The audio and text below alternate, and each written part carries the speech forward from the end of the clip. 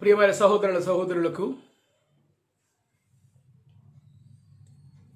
దేవుని పరిశుద్ధ నామంలో మీ అందరికీ శుభములు తెలియజేస్తున్నాను. ఈ సాయంకాల సమయంలో దేవుడు మనకు తోడుగా నీడగా ఆయన జీవితకాలం అంతా మనకు తోడుగా ఉంటున్నాడు. అలాంటి దేవుడికి మనము కృతజ్ఞతాస్తుతులు చెల్లించుట అది మన నియమము, అది నిబంధన. ఈ లైవ్లో పాల్గొంటున్న ప్రతి ఒక్క బిడ్డలకు మన ప్రభువైన యేసుక్రీస్తు నామములో మీకు శుభములు తెలియజేస్తూ ఈ సాయంకాల సమయం దేవుని మనము ఆరాధించుకుందాం. కొన్ని నిమిషములు దేవుని సన్నిధిలో మనము సమయాన్ని గడుపుదాం. ఇప్పుడు ఒక చిన్న ప్రార్థన చేసుకొని తర్వాత ఒక చిన్న పాట పాడుకొని ఆ తర్వాత దేవుని వాక్యంలోకి మనం వెళదాం. ప్రార్థన. దయచేసి అందరూ తలలు వంచి మరి ప్రార్థనలో ఏకీభవించవలసిందిగా మనవి చేస్తున్నాను. మహాగణుడా, మహోన్నతుడా, పరిశుద్ధుడా, ప్రేమగల తండ్రి, కృపా సత్య సంపూర్ణమైన దేవా, నీ పాదములకు వందనాలు స్తోత్రాలు చెల్లిస్తూ ఉంటున్నాం. ఈ సాయంకాల సమయంలో ప్రభా మరి నిన్ను స్తుతించుట, ఆరాధించుట, మరి ప్రభా నిన్ను కొనియాడుటకు మాకు ఇచ్చిన ఈ గొప్ప తరుణముకై నీకు వందనాలు చెల్లిస్తున్నాం. మరి ఈ దినమంతా మీరు మాతో ఉన్నారు ప్రభా. మరి మీ యొక్క చల్లని రెక్కల నీడ క్రింద మాకు ఆశ్రమం కలుగజేశారు, క్షేమము కృప మాకు అనుగ్రహించారు. అందును బట్టి నీకు వందనాలు చెల్లిస్తున్నాం ప్రభువా. మరి నిన్ను స్తుతించుట, నిన్ను గణపరచుట అది యథార్థవంతులకు శోభస్కరం అన్నావు ప్రభువా. మరి కనుక ప్రభువా మరి మేము నిన్ను స్తుతించే భాగ్యం మీరు మాకు కల్పించినందుకై నీకు వందనాలు చెల్లిస్తున్నాం. మరి ప్రభువా మరి వాక్యము ద్వారా మీరు మాతో మాట్లాడి ప్రభువా మా యొక్క ఆత్మీయ జీవితాలను సరిదిద్దుకొని మా యొక్క జీవితమును గడుపుటకు ఆయన మాకు నీ వాక్యమును నేర్పించమని అడుగుతూ యేసు నామములో అడిగి ప్రార్థిస్తున్నాను తండ్రి. ఆమేన్, ఆమేన్, ఆమేన్. ప్రియమైన దేవుని బిడ్డలారా, ఇప్పుడు ఒక చక్కని పాట మనం పాడుకుందాం. మీకు అందరికీ అది వస్తుంది. ఆ పాట మీరు పాడవలసిందిగా, ఏకీభవించి పాడవలసిందిగా నేను మనవి చేస్తున్నాను. యేసన్న గారు చాలా తన యొక్క అనుభవంలో ఆయన అనుభవించి రాసి పాడిన పాటలు నాకు అవి చాలా ఇష్టం. మీ అందరికి కూడా ఇష్టమని నేను అనుకుంటున్నాను. అందులో నుంచి ఒక పాట. యేసన్న గారు ఆయన ఎప్పుడు చూసినా ఆయన కృప లేనిదే నేను బ్రతుకలేను అని చెబుతూ ఉంటాడు. దేవుని యొక్క కృప, దేవుని యొక్క దీవెన మనందరిపైన ఉండాలని ఆకాంక్షిస్తున్నాను నేను కూడా. ఎందుకంటే ఆయన కృప అనే దాని మీద చాలా పాటలు పాడాడు యేసన్న గారు. ఆ పాటల్లో ఒక పాట మనం విందాం. మీకు వస్తే మీరు కూడా పాడండి, మీరు కూడా ఏకీభవించండి. ఈ లైవ్లో మీరు ఏకీభవించవలసిందిగా మనవి చేస్తున్నాను.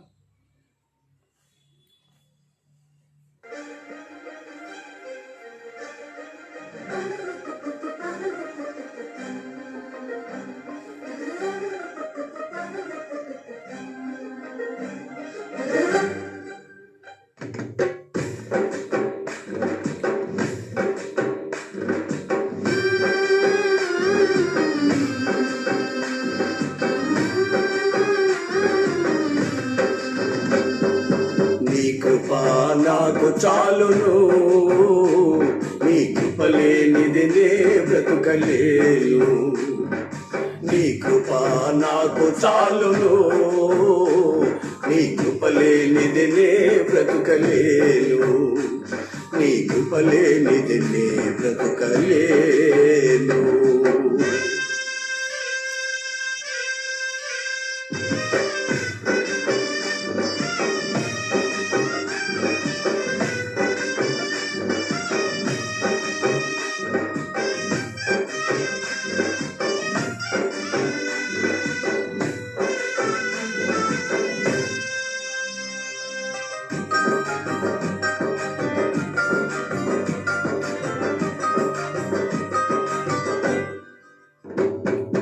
జలరాశులన్నీ ఏకరాశిగా నిలిచిపోయనే నీ జనుల ఎదుట.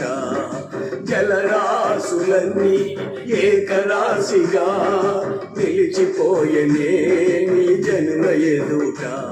అవి భూకంపాలే అయినా, పెను తుఫానులే అయినా, అవి భూకంపాలే అయినా, పెను తుఫానులే అయినా, నీ కృపయే శాసించునా అవి అణగిపోవునా నీ కృపయే శాసించునా అవి అణగిపోవునా నీ కృప నాకు చాలును నీ కృప లేనిది నే బ్రతుకలేను నీ కృప నాకు చాలును నీ కృప లేనిది నే బ్రతుకలేను నీ కృప లేనిది నే బ్రతుకలేను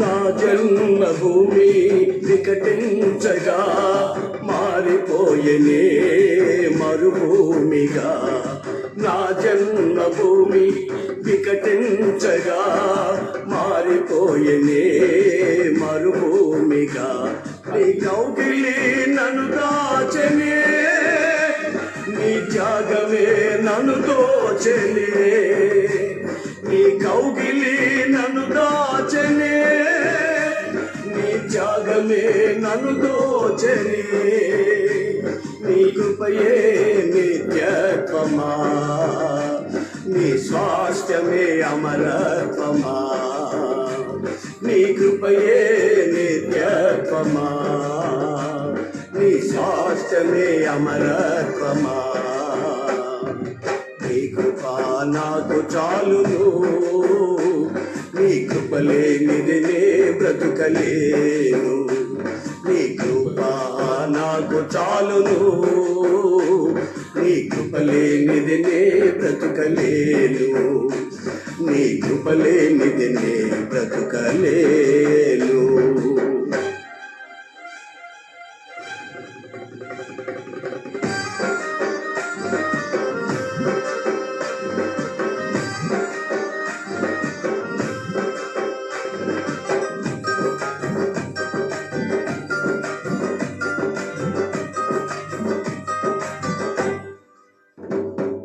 జగదుత్పత్తికి ముందుగానే ఏర్పరచుకొని నన్ను పిలచితివా జగదుత్పత్తికి ముందుగానే ఏర్పరచుకొని నన్ను పిలచితివా నీ పిలుపే స్థిరపరచనే నీ కృపయే బలపరచనే నీ పిలుపే స్థిరపరచనే నీ కృపయే బలపరచనే నీ కృపయే ఈ పరిచర్యను నాకు అనుగ్రహించెను నీ కృపయే ఈ పరిచర్యను నాకు అనుగ్రహించెను నీ కృప నాకు చాలును నీ కృప లేనిది నే బ్రతుకలేను నీ కృప నాకు చాలును నీ కృప లేనిది నే బ్రతుకలేను నీ కృప లేనిది నే బ్రతుకలేను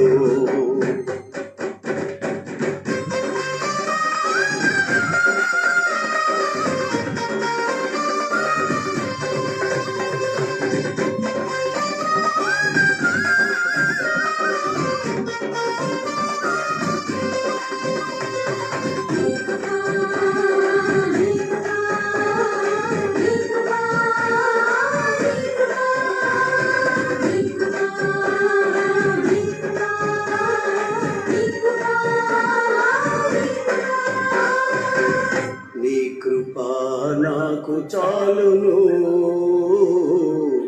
నీ కృప లేనిది నే బ్రతుకలేను నీ కృప లేనిది నే బ్రతుకలేను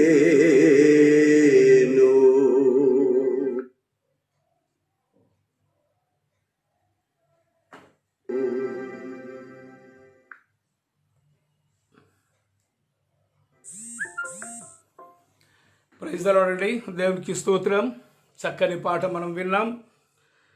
దేవుని యొక్క కృప అనేది లేకపోతే ఒక క్షణం కూడా మనం బ్రతకలేము అని అనుభవపూర్వకంగా బ్రదర్ యేసన్న గారు ఆ పాటలు మనకు వినిపించారు. నిజంగా ఆయన యొక్క సేవ, ఆయన యొక్క పరిచర్య నిజంగా అది మహా గొప్పది. ఆయన యొక్క జీవితంలోని అనుభవించిన ప్రతి పాట ఆయన అనుభవించి రాసిన పాటలే. అది నాకు చాలా ఇష్టం అండి. మీకు కూడా ఆయన పాటలు ఇష్టం లేని వాళ్ళకి ఎవరు ఉండరని నేను అనుకుంటున్నాను. అయితే దేవుని యొక్క వాక్యంలోకి మనం వెళదాం. ప్రియమైన దేవుని బిడ్డలారా, ఈ లైవ్లో పాల్గొంటున్న ప్రతి ఒక్కరికి మన ప్రభు అయిన యేసు క్రీస్తు అతి పరిశుద్ధ నామంలో మీకు వందనాలు తెలియజేస్తూ ఉన్నాను. ఈ కృపా దీవెన పరిచర్యలో మీరు ఏకీభవించి మీరు పాల్గొనవలసిందిగా పాటలలోను, ప్రార్థనలోను, వాక్యములోను మీరు ఏకీభవించి మీరు ఈ యొక్క లైవ్లో పాల్గొన్నట్లయితే దేవుడు మిమ్మలను, మీ కుటుంబాలను ఎక్కువగా ఆశీర్వదిస్తాడు. కాబట్టి మీ యొక్క సహకారాన్ని నేను కోరుకుంటున్నాను, ఏకీభవించడం కోరుకుంటున్నాను. ఎందుకంటే దేవుని స్తుతించడం, దేవుని ఆరాధించడం, దేవుని జ్ఞాపకం చేసుకోవడం అది మనుషుల యొక్క విధి. ఎందుకంటే అదొక నిబంధన దేవుడు ఏర్పాటు చేశాడు. ఎందుకంటే దేవుణ్ణి స్తుతించకపోతే, దేవుణ్ణి కీర్తించకపోతే మన జీవితాలు వ్యర్థం. క్రైస్తవత్వములోని మన జీవితము అది వ్యర్థం అండి. ఎందుకంటే క్రైస్తవుడు అని అన్నప్పుడు, దేవుని చేత ముద్రించబడినప్పుడు, దేవుని చేత పిలువబడినప్పుడు దేవుని స్తుతించాలి, దేవుని కీర్తించాలి, దేవుని నామాన్ని మహిమపరచాలి. ఆయనకి ఎల్లప్పుడూ ఆయన వాక్యాన్ని మనం ధ్యానిస్తూ ఉండాలి.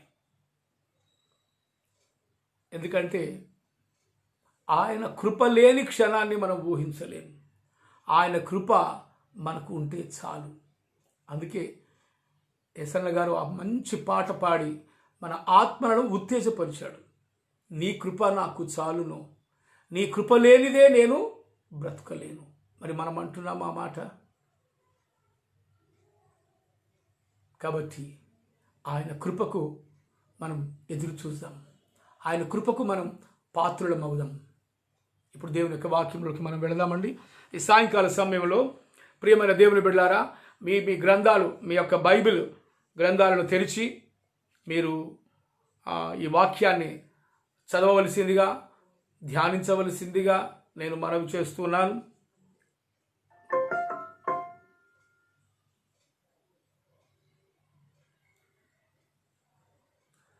ఇర్మియా గ్రంథం 32వ అధ్యాయం. ఇర్మియా గ్రంథం 32వ అధ్యాయం అంతటా 26వ వచనం. అంతటా యెహోవా వాక్కు ఇర్మియాకు ప్రత్యక్షమై ఈలాగు సెలవిచ్చెను.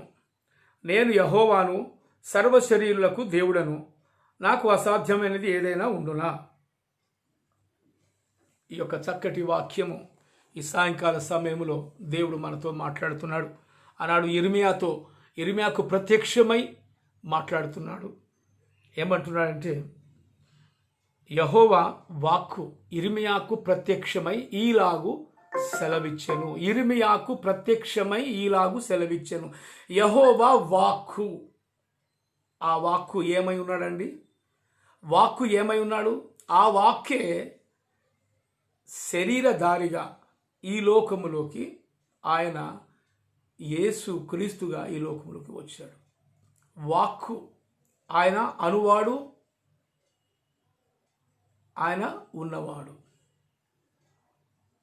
ఎందుకంటే దేవాతి దేవుడు ఈ విధంగా మాట్లాడుతున్నాడు. అనగా దేవుడు మాట్లాడువాడు అని ఇక్కడ మనకు అర్థమవుతుంది. యెహోవా ఈలాగు సెలవిచ్చెను, యెహోవా వాక్కు ప్రత్యక్షమై ఈలాగు సెలవిచ్చెను. చూసారా, యెహోవా ప్రత్యక్షమవుతాడు మరియు సెలవు ఇస్తాడు. అనగా మాట్లాడే దేవుడు, కనబడే దేవుడు. ప్రియమైన దేవుని బిడ్డారా, ఇక్కడ యిర్మీయాకు ప్రత్యక్షమై ఇలాగు సెలవిస్తున్నాడు. మరి ఆది కాండం నుంచి మొదలు పెట్టుకొని ఇప్పటి వరకు ఒకవేళ మనం చూసినట్లయితే ప్రతి వారికి కూడా ఆదాము మొదలుకొని నోవాహు మొదలుకొని అబ్రహాము మొదలుకొని ఇస్సాకు, యాకోబులకు వీళ్ళందరికీ కూడా ఆయన ప్రత్యక్షమవుతున్నాడు, ఇలాగు సెలవిస్తున్నాడు. ఆయన మాటలు ఈ భక్తులకు వినిపిస్తున్నాడు.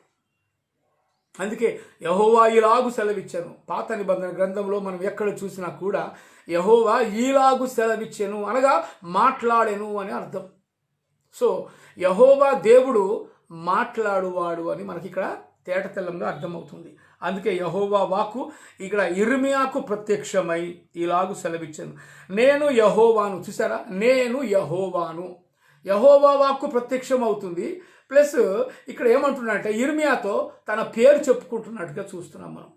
మరి ఎవరు మాట్లాడుతున్నారో తెలియదు, ఏ దేవుడు మాట్లాడుతున్నాడో తెలియదు, మరి అసలు దేవుడు మాట్లాడేవాడేనా అనేది తెలియదు. కానీ ఇక్కడ యిర్మీయాకు ప్రత్యక్షమవుతూ ఈలాగు సెలవిస్తున్నాడు, నేను యెహోవాను అని పరిచయం చేసుకుంటున్నాడు. ఇక్కడ అనగా చెప్పుకుంటున్నాడు తన పేరును.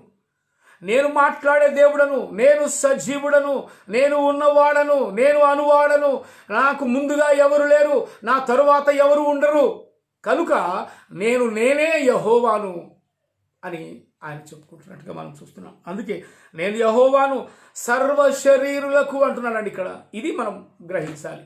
ఎవరికంట? సర్వ శరీరులకు అనగా సర్వ శరీరులు ఎక్కడ ఉన్నారండి? సర్వ శరీరులు ప్రతి దేశంలో ఉన్నారు.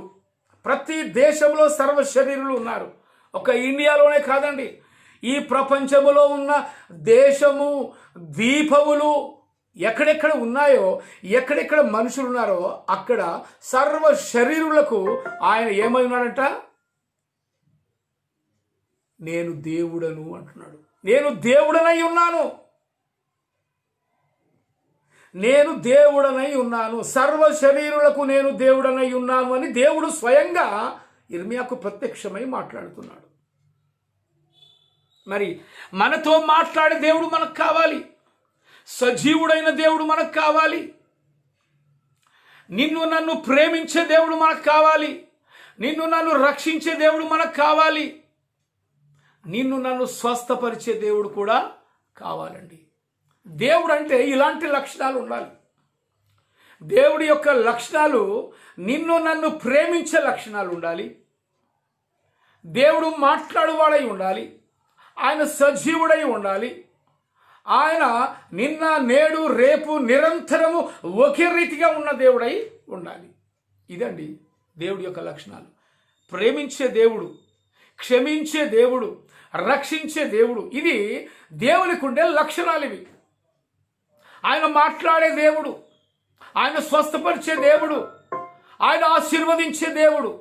ఇలాంటి లక్షణాలు దేవునిలో ఉండాలి. ఆయన మాట్లాడువాడై ఉన్నాడు. మాట్లాడే దేవుడు మనకు కావాలి. దేవుడు ఇప్పుడు నీతో మాట్లాడుతున్నాడు, కానీ మనము ఆయన స్వరాన్ని వింటున్నామా? ఆయన స్వరమును మనము విని ఆయన తట్టు తిరుగుతున్నామా? ఆయన వైపు చూస్తున్నామా? ప్రియమైన దేవుని బిడ్డలారా, ఏది వింటున్నాం? మనం ఎటువైపు చూస్తున్నాం? మన చూపులు ఎటువైపు ఉన్నాయి? మన యొక్క ప్రవర్తన ఏ విధంగా ఉంది? ఇది ఆలోచించాలి. అందుకే దేవుడు తనకు తానుగా ప్రత్యక్షమై ఆయన పరిచయం చేసుకుంటున్నాడు యిర్మీయాకు. నేను యెహోవాను, నా పేరు యెహోవా, నేను సజీవుడను, నేను యుగాయుగములు ఉండే దేవుడను, నాకు ముందుగా ఎవరు లేరు, నా తరువాత ఎవరు లేరు, నేను యెహోవాను, నాకు అసాధ్యమైనది ఏది కూడా లేదు అంటున్నాడు. ఇదండి దేవునిలో ఉండే లక్షణాలు. ఈ విధంగా ఉండాలి. నిన్ను నన్ను ప్రేమించేవాడుగా ఉండాలి, నిన్ను నన్ను క్షమించేవాడిగా ఉండాలి, నిన్ను నన్ను ఆశీర్వదించేవాడిగా ఉండాలి, నిన్ను నన్ను తన మార్గములో నడిపించేవాడుగా ఉండాలి. ఆయన మాటలు మన జీవితానికి త్రోవకు వెలుగుగా ఉంటాయి, మన ఆత్మకు దీపంగా ఉంటాయి. చూసారా, అలాంటి సజీవుడైన దేవుడు, ఆయన పేరు యెహోవా. హెబ్రీ భాషలో యావే అని అంటారు. మరి ఇక్కడైతే ఆయన తెలుగులో మనము యెహోవా అని గ్రంథకర్తలు రాశారండి. ఆయన పేరు యెహోవా. ఎందుకంటే మనకు ఈజీగా పలకడం కోసం ఆ విధంగా రాసి ఉంటారు. మరి ఆయన యొక్క యావే అనే పేరు తెలుగులోకి యెహోవాగా అనువదించబడింది. సో దేవుని యొక్క పేరు యెహోవా. ఆయన మాట్లాడే దేవుడు, ఆయన సజీవుడు, ఆయన నిన్ను నన్ను ప్రేమించే దేవుడు. ఇలాంటి దేవుడు ఈ లోకంలో ఎక్కడ దొరుకుతాడండి? ఆలోచించండి ప్రియమైన దేవుని బిడ్డలారా. ఆయన ప్రత్యక్షమై ఇర్మియాకు ప్రత్యక్షమయ్యాడు ఆ రోజుల్లో. మరి ఈ రోజుల్లో నీ కూడా ప్రత్యక్షం అవుతాడు, నాకు ప్రత్యక్షం అవుతాడు, నీతో మాట్లాడతాడు, నాతో మాట్లాడతాడు. కానీ ఆయన స్వరాన్ని మనం వింటలేమే. ఆ దేవుళ్ళు అందరూ ఒకటేనని కొంతమంది అంటారు. అలా కాదండి. సూర్యుడు ఒకడే, భూమి ఒకటే, ఆకాశం ఒకటే, మరి దేవుడు కూడా ఒకడే. ఆ నినాదం మనది. ఎందుకంటే దేవుడు ఒక్కడే. ఆయన తప్ప ఈ లోకంలో ఇంకెవరు కూడా లేరు. ఎందుకంటే ఆయన మాట్లాడే దేవుడు. మనతో మాట్లాడాలి.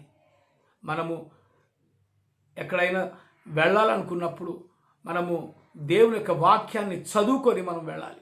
ఎందుకంటే ఆ వాక్యము ద్వారా దేవుడితో మాట్లాడుతున్నాడు. నువ్వు ఏం చేయవలెనో, నువ్వేమి చూడవలెనో, నువ్వెక్కడికి వెళ్ళవలెనో దేవుడు ముందుగా నిర్ణయిస్తున్నాడు. మరి ఆయన సెలవు లేకుండా మనం ఇంట్లో నుంచి ఒక అడుగు కూడా బయటికి వేయడానికి వీలు లేదు. ఎందుకంటే ప్రార్థన అనేది నీకు ఒక ఆయుధం వంటిది. ప్రార్థనా జీవితం అనేది నీకు ఒక ఆత్మీయ జీవితానికి అభివృద్ధి పరిచే ఒక ఆయుధం. అది ప్రార్థన అనేది లేకపోతే మన జీవితాలు ఏమవుతాయండి? నువ్వు దేవుడికి ప్రార్థన చేయలేదు, దేవుడికి మొరపెట్టలేదు, మరి దేవుడు నీ మొర ఎలా వింటాడు? నీ అవసరం ఏంటో దేవుడికి తెలుసు, కానీ నువ్వు అడగాలి. అడగందే అమ్మాయిని అన్నం పెడుతుందా? పెట్టదు కదా. మరి దేవుడిని కూడా నువ్వు అడగవా? దేవుణ్ణి అడిగి దేవునికి నీవు మొరపెట్టుకుంటే నీ కన్నీటి ప్రార్థన, నీ ఉపవాస ప్రార్థన, నీ మోకాళ్ళ ప్రార్థన దేవుడు వింటాడు. ప్రియమైన దేవుని బిడ్డలారా, దేవుడు ఎప్పుడు కూడా అడిగితే ఇచ్చేవాడు. దేవుడు ఎప్పుడు కూడా నీ ఆంతర్యాన్ని తెలుసుకున్నవాడు. ఇక్కడ ఇర్మియాతో ప్రత్యక్షమై ఈలాగు సెలవిస్తున్నాడు, నేను యెహోవాను. చూసారండి, నేను యెహోవాను. ఇంకొక మాట మనం చూసుకుందాం. నాకు అసాధ్యమైనది ఏదైనా ఉండునా. చూసారా, నాకు అసాధ్యమైనది ఏదైనా ఉండునా.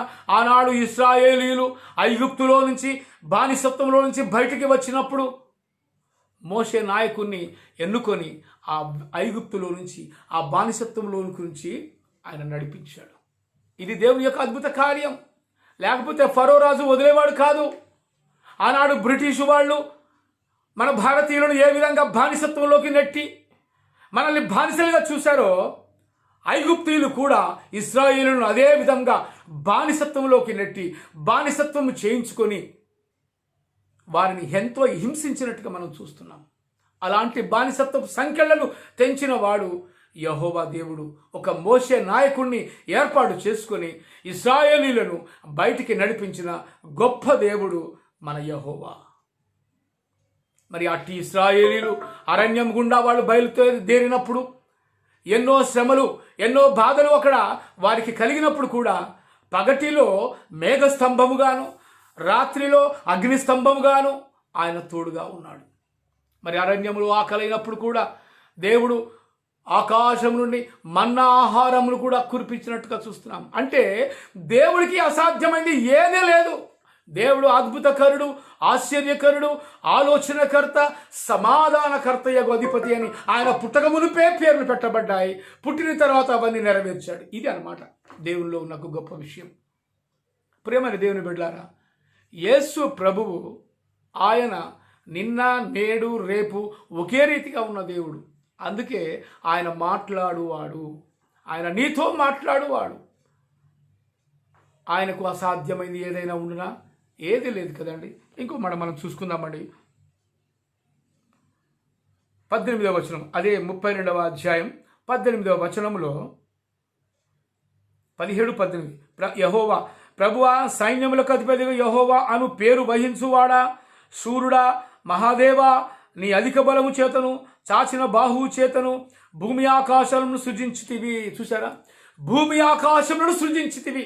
నీ అధిక బలము చేత, నీ బాహుబలము చేత, నీ యొక్క ఏమంటున్నాడు ఇక్కడ? చాచిన బాహువు చేత మహాదేవ అని అంటున్నాడు ఇక్కడ. మహాదేవుడు, మహాఘనుడు, మహిమోన్నతుడు.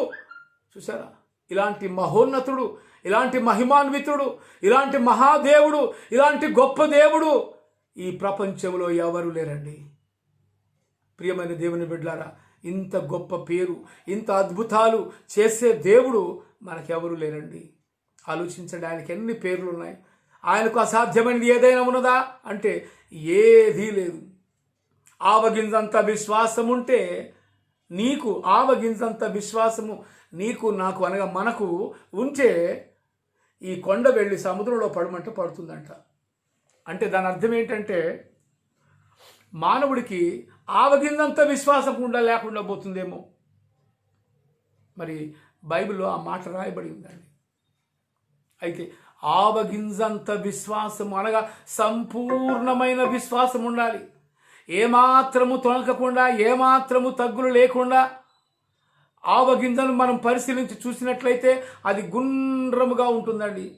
ఏమాత్రము దానికి బీజము అనేది లేకుండా, ఇలా ఏమాత్రము వంకు లేకుండా అది చంద్రుని వలె, సూర్యుని వలె సంపూర్ణమైన గుండ్రని ఆ యొక్క గింజ ఉంటుందండి. అందుకే మరి సంపూర్ణమైన విశ్వాసము నీకు ఉండాలి అనడానికి ఆవగింజను ఉదాహరణగా తీసుకున్నాడండి. ప్రియమైన దేవుని బిడ్డలారా, ఏ గింజను చూసినా అది గుండ్రంగా ఉండదు, ఎక్కడో కొంచెము ఇలా ఉంటుంది. కానీ ఆవగింజ మాత్రం సంపూర్ణముగా గుండ్రముగా ఉంటుంది. అనగా సంపూర్ణమైన విశ్వాసం నీలో ఉంటే ఈ కొండ వెళ్ళి ఆ సముద్రంలో పడమంటే పడుతుందంట. అంటే మానవులకు అలాంటి సంపూర్ణమైన విశ్వాసం లేకుండా పోతుంది. నీవెంత భక్తుడవైనా సరే, నీవెంత సేవకుడవైనా సరే, దేవుని దృష్టిలో సంపూర్ణ విశ్వాసాన్ని మనం పొందలేకపోతున్నాం. ప్రియమైన దేవుని బిడ్డలారా, ఆయనకు అసాధ్యమైనది ఏది కూడా లేదు. అందుకే ఇక్కడ ఏమంటున్నాడంటే,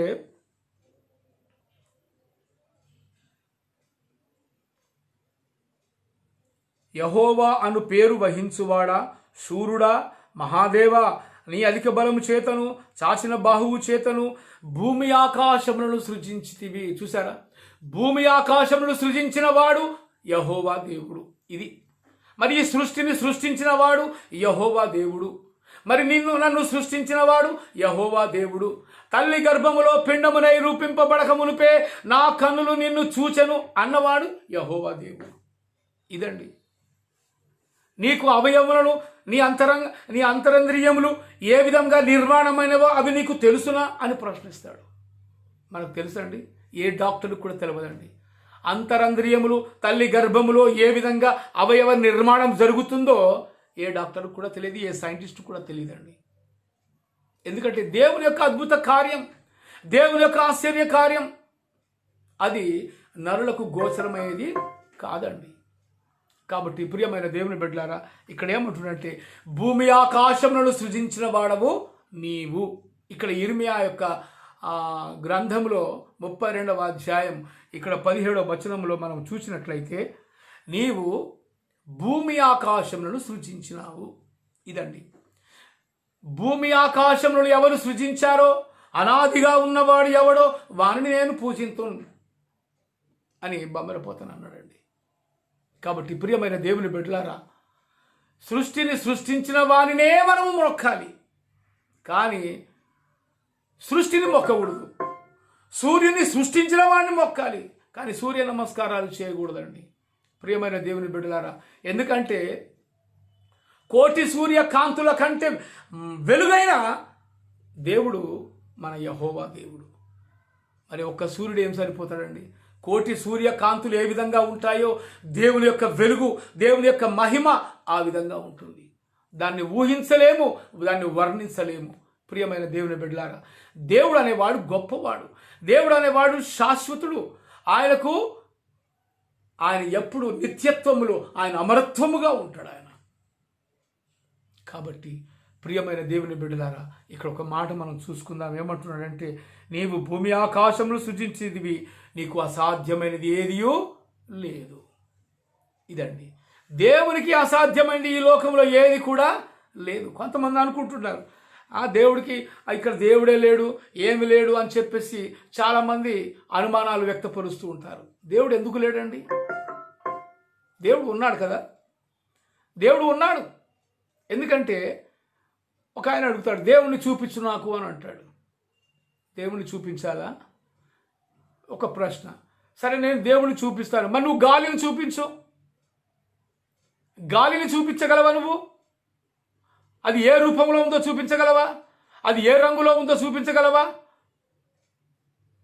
కదండి. మరి నువ్వు గాలినే చూపించలేవు, దేవుణ్ణి చూపించమని ప్రశ్న వేస్తున్నావు. కానీ దేవుడు ఒక మాట చెప్తున్నాడు, హృదయ శుద్ధి గల వారు ధన్యులు, వారు దేవుణ్ణి చూచెదరు. మరి నీ హృదయం శుద్ధిగా ఉందా? నీ హృదయంలో ఏ కల్మషం లేదా? ఆలోచించండి ప్రియమైన దేవుని బిడ్డలారా. మన హృదయం ఎప్పుడైతే శుద్ధిగా ఉంటుందో, పసి పిల్లల హృదయం ఏ విధంగా ఉంటుందో, మన హృదయం ఆ విధంగా ఉంటే దేవుడు నీకు కనబడతాడండి. ప్రియమైన దేవుని బిడ్డలారా, భూమిని ఆకాశమును సృష్టించిన వాడు దేవాతి దేవుడైన యెహోవా. ఆయనకు అసాధ్యమైనది ఈ లోకంలో ఏదీ లేదు. అయితే ఇక్కడ ఇంకో మాట మనం చూసుకుందాం. మరి అలాంటి దేవుడికి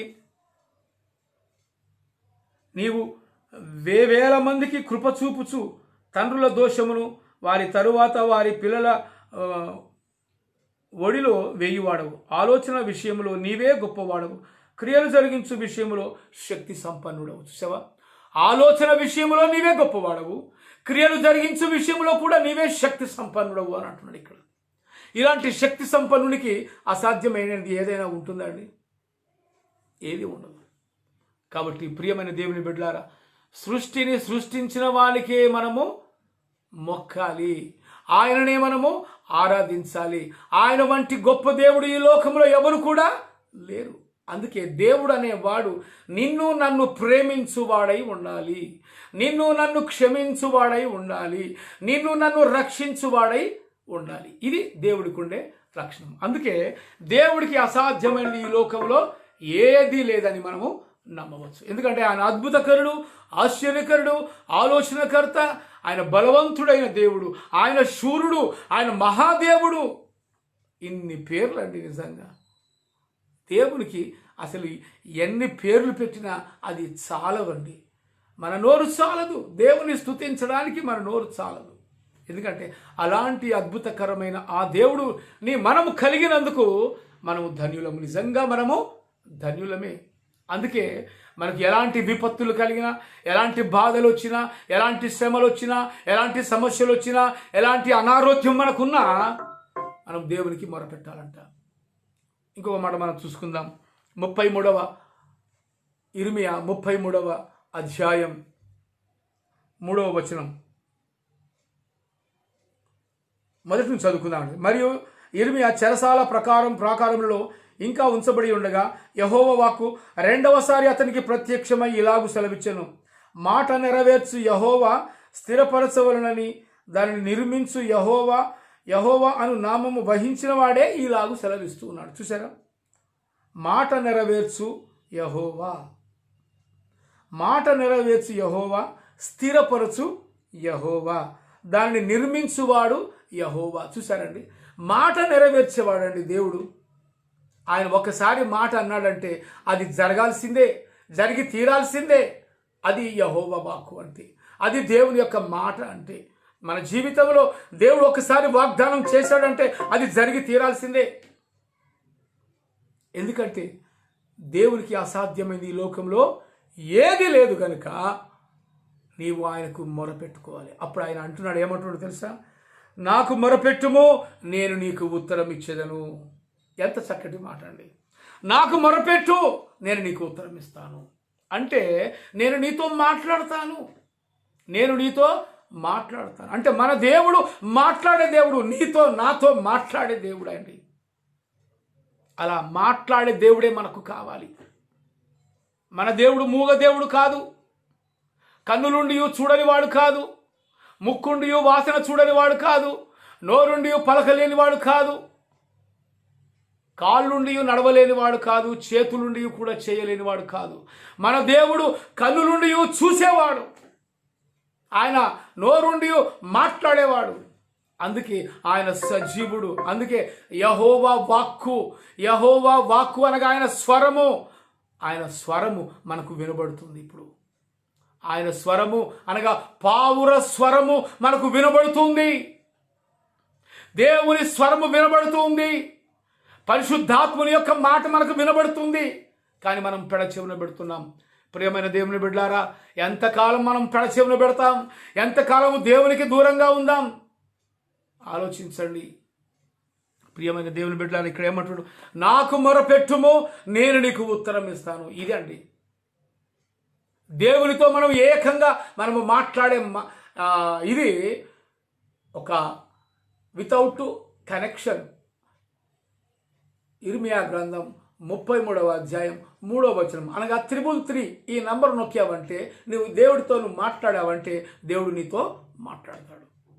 మన సెల్ ఫోన్ బైబిల్, ఈ సెల్ ఫోన్ బైబిల్లో ఇర్మియా గ్రంథం 33 అనగా 3 నొక్కావనుకో దేవుడితో కనెక్షన్ అయిపోతుంది. దేవుడితో మనం మాట్లాడచ్చు. అందుకే దేవుడు అంటాడు, నాకు మొరపెట్టుము, నేను నీకు ఉత్తరం ఇస్తానంటాడు. మరి మనం మొరపెడుతున్నామా? మనం దేవుణ్ణి అడుగుతున్నామా? ఏమో పాస్టర్ గారు, నేను ఎన్నోసార్లు దేవునికి మొరపెట్టాను కానీ నాకు జవాబు రావటం లేదు అని మీరు అనుకుంటున్నారా? దేవుడు నీకు జవాబు రావటం లేదంటే నీ హృదయం ఎలా ఉంది? నీ హృదయ స్థితిగతి ఏ విధంగా ఉంది? మన జీవితం ఏ విధంగా ఉంది? మన నడవడిక ఏ విధంగా ఉంది? మన ప్రవర్తన ఏ విధంగా ఉంది? మరి మనం ఏం ఆలోచిస్తున్నాం? వేటిని చూస్తున్నాం? ఇవి మనం ఆలోచించాలండి. ప్రియమైన దేవుని బిడ్డలారా, నాకు మొరపెట్టుము, నేను నీకు ఉత్తరం ఇస్తానంటున్నాడు. మరి మనం దేవునికి మొరపెట్టినట్లయితే దేవుడు మనతో మాట్లాడతాడు. ఇంకొక మాట మనం చూసుకుందామండి. 5-6 వచనాలు చదువుకుందాం. అది 33వ అధ్యాయం, ఇర్మియా గ్రంథం 33వ అధ్యాయం 5-6 వచనాలు చూసుకుందాం. యెహోవా సెలవిస్తున్నదేమనగా, కల్దీలతో యుద్ధము చేసి వారి చెడుతనమును బట్టి ఈ పట్టణములకు విముఖుడవైన నా మహోకోపము చేత హతులై తమ కళేబరములతో కల్దీలకు సంతృప్తి కలిగించుటకై వారు వచ్చుచుండగా. చూసారా ఇక్కడ ఏమంటున్నాడు? ఇక్కడ కల్దీలతో యుద్ధము చేసి వారి చెడుతనమును బట్టి ఈ పట్టణమునకు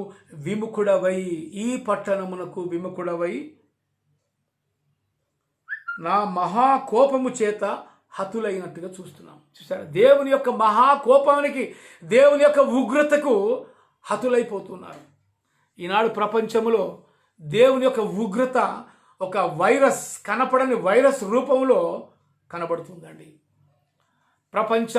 ప్రపంచాన్నే గడగడలాడిస్తుంది ఈ కరోనా వైరస్. ఇది దేవుని యొక్క ఉగ్రత అని మనం భావించవచ్చు. ఎందుకంటే మనుషులకు అది సాధ్యం కాదు. ఎందుకంటే ఇప్పటి వరకు కూడా కరోనాకి ఇంకా మందు కనుక్కోలేకపోతున్నారు. వ్యాక్సిన్ వస్తుందని అంటున్నారు, కానీ ఇంకా అది సరైన వ్యాక్సిన్ కాదండి. కానీ దేవుడు ఎందుకంటే మనుషులను ఆ విధంగా హతం చేస్తున్నాడంటే, ఈ ప్రజలు నా మీదకి తిరగబడుతున్నారు, నన్ను తెలుసుకోలేకపోతున్నారు, నేనే యెహోవాను, నేనే నిజమైన దేవుడను అని ఎంతమంది సువార్థికులు సువార్త ప్రకటించినా వారు పెడచెవిన పెడుతున్నారు. వారి పాపములు అధికములైనవి అంటున్నాడు. ఎక్కడ పాపం ఉంటుందో అక్కడ దేవుని ఉగ్రత ఉంటుందండి. ప్రియమైన దేవుని బిడ్డలారా, పాపం ఎక్కడ ఉంటుందో దేవుని యొక్క ఉగ్రత అక్కడ ఉంటుంది. ఆలోచించండి. మరి ఈ పాపములోనే, ఈ పాపపు కూపములో ఎంతకాలం మనం ఉందాం? కాబట్టి ప్రియమైన దేవుని బిడ్డలారా, దేవుని ఉగ్రతకు మనము పాత్రులము కాకుండా ఉండాలంటే నువ్వు దేవుని సన్నిధికి రావాలి, దేవుని వాక్యానికి లోబడాలి, దేవుని తట్టు నువ్వు చూడాలి, దేవునికి నువ్వు మొరపెట్టాలి, ఆయన నీతో మాట్లాడాలి. అది కాబట్టి ప్రియమైన దేవుని బిడ్డలారా, ఎవరు ఆలోచిస్తున్నారు? ఆ విధంగా ఎవరు ఆలోచిస్తున్నారు? నేను దేవుని తట్టు తిరుగుతాను, నేను దేవుని వైపు చూస్తాను, దేవుని ఉగ్రతకు నేను పాత్రుడను కాను, దేవుని వాక్యానికి నేను లోబడతానని నీవు అనుకున్నట్లయితే నీవు ధన్యుడవు. ఆ యొక్క ఉపద్రవము నుండి, అనగా ఆ యొక్క మహా ఉగ్రత నుండి నువ్వు తప్పించబడతావు. దేవుని యొక్క ఉగ్రతకు తట్టుకునేవాడెవడు? దేవుని యొక్క ఉగ్రతకు దాన్ని తప్పించుకుని వాడేవాడు? ప్రియమైన దేవుని బిడ్డలారా, ఆలోచించండి. దేవుని మహాకోపము చేత అక్కడ జనులు హతమవుతున్నట్టుగా చూస్తున్నాం.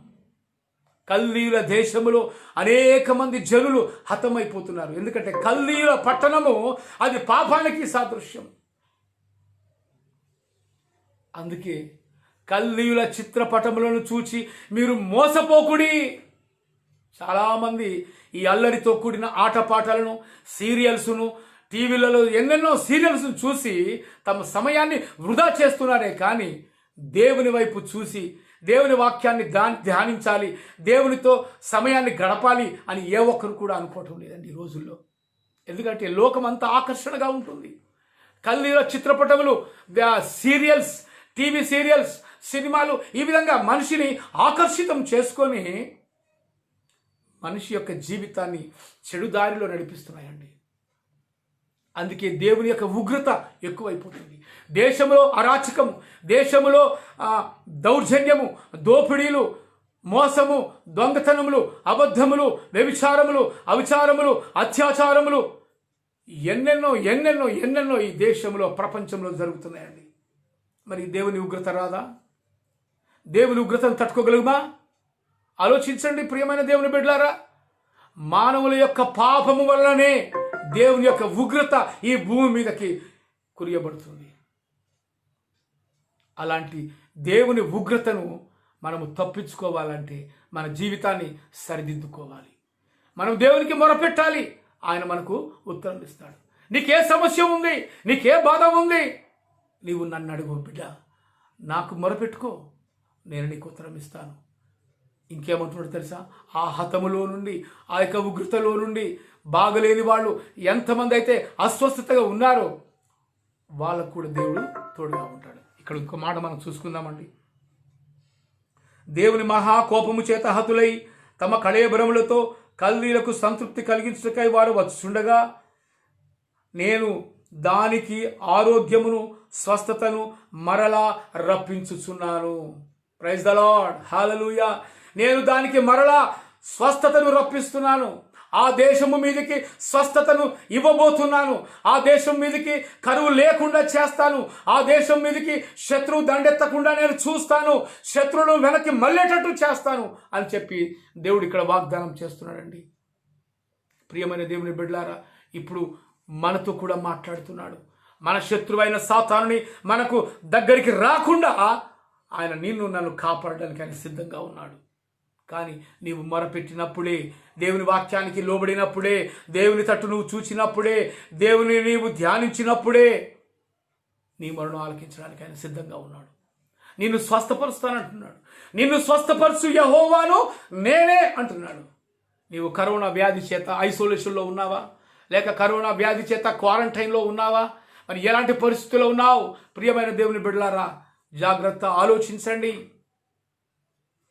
ఏ వ్యాధి కూడా మన యొద్దకు రాదు. ఎందుకంటే ఏ తెగుళ్ళు నీ గుడారమును సమీపించదు.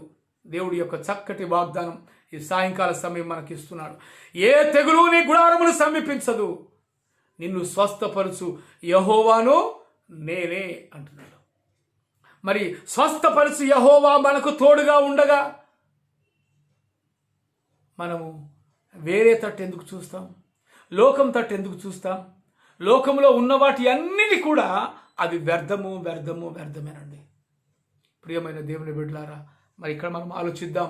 నిన్ను స్వస్థపరచు యెహోవాను నేనే, నిన్ను ఆరోగ్యంగా కలుగజేయువాడను, నా రెక్కల క్రింద నీకు ఆరోగ్యమును కలుగజేసేదను అంటున్నాడు. ఎంత చక్కటి మాట అండి. స్వస్థత దేవునిలో ఉంది.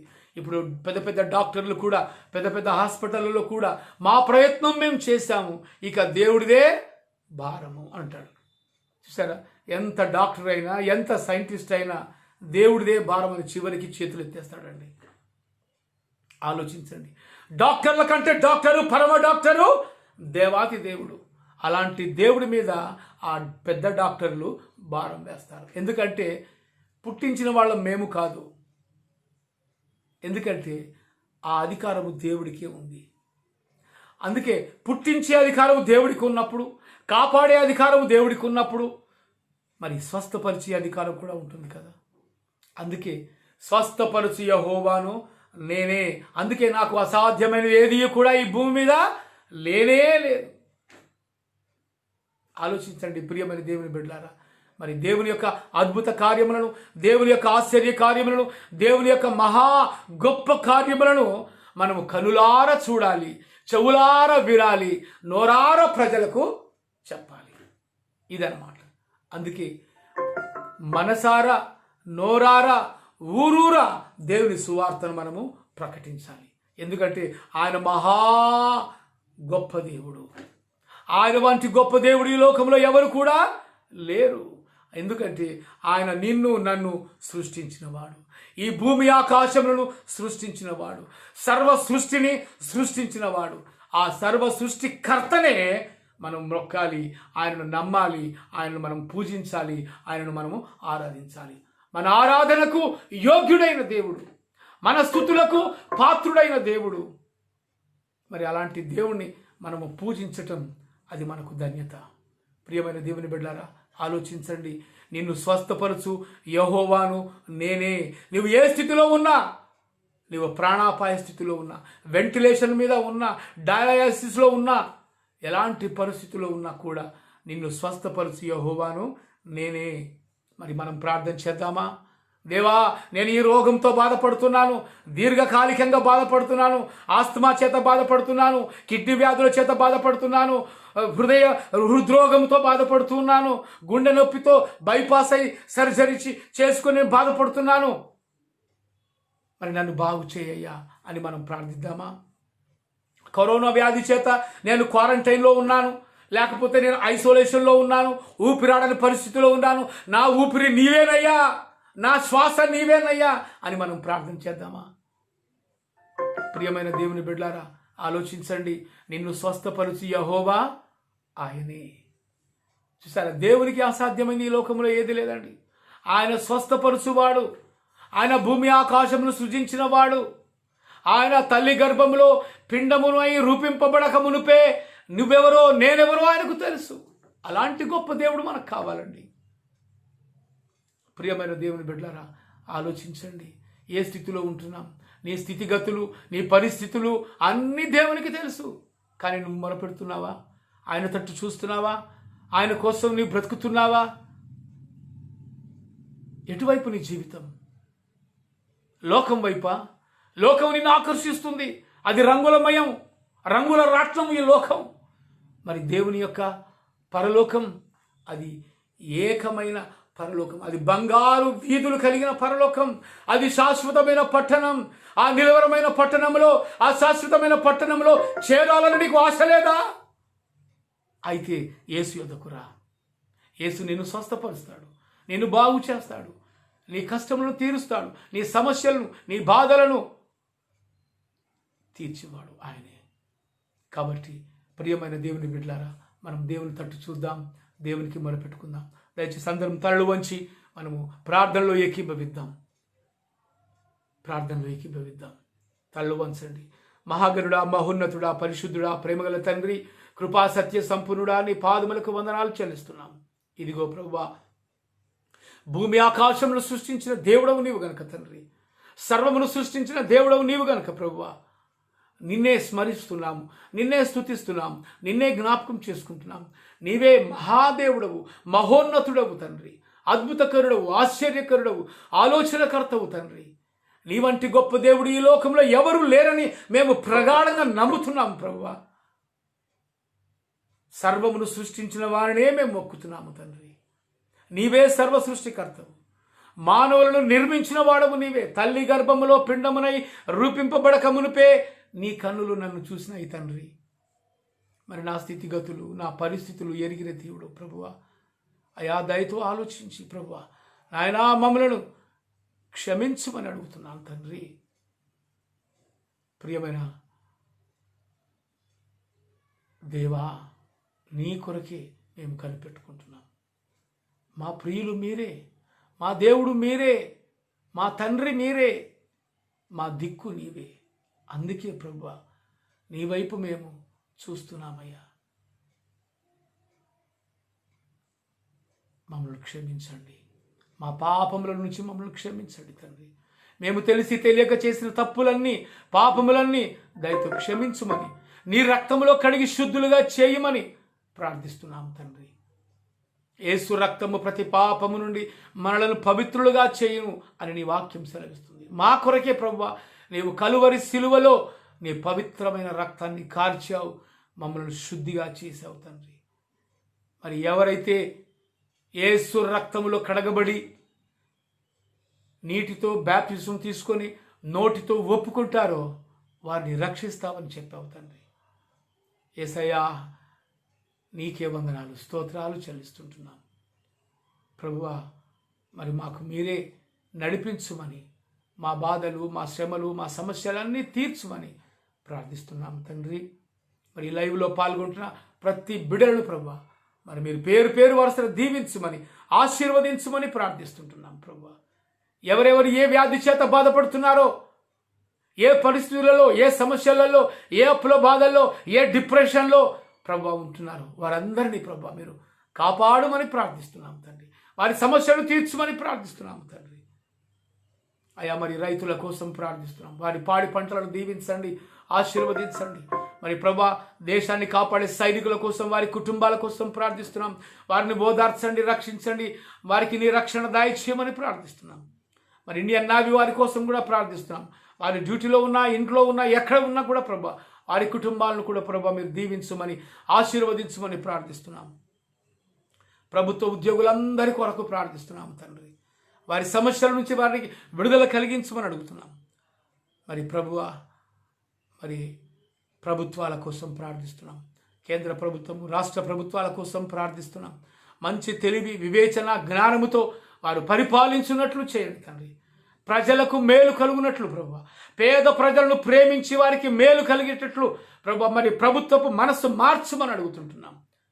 మా ప్రధానితో, మరి రాష్ట్రపతులతో ప్రభువా మరి నాయన మంత్రులతో, ముఖ్యమంత్రులతో, క్యాబినెట్ మినిస్టర్లతో మీరు మాట్లాడమని ప్రార్థిస్తుంటున్నాం.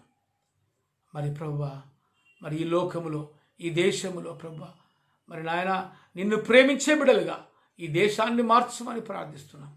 పేద ప్రజలను ప్రేమించే ప్రభుత్వాలు కావాలి ప్రభువా.